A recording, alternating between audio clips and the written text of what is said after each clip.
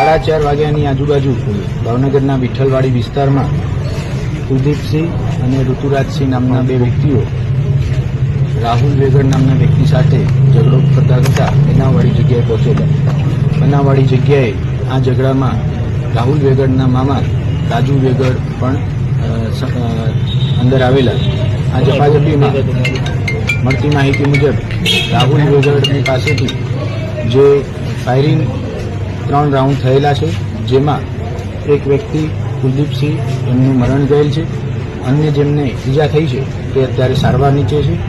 ઝઘડાનું કારણ શું છે એ શોધી અને આરોપી શોધવાની પોલીસ હાલ તજવીજ કરી રહી છે. બાકીની વિગત હવેથી જાણ કરવામાં આવશે. સર, એકચ્યુઅલી ફાયરિંગ કોને કરેલું છે આમાં? અત્યારે મળતી માહિતી મુજબ રાજુ વેગડ નામના વ્યક્તિએ ફાયરિંગ કરેલું છે. અને રાઉન્ડ 3 જ છે.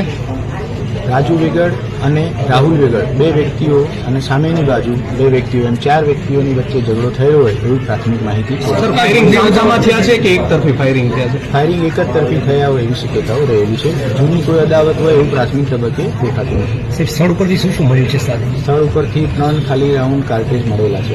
સાહેબ, ઝઘડાનું કારણ સામે કારણ હજી સુધી પ્રાથમિક તપાસમાં બહાર આવ્યું. સર, આ બાજુમાં જ રહે છે, પડોશી એક જ વિસ્તારમાં આગળ પાછળ રહેતા વ્યક્તિઓ છે.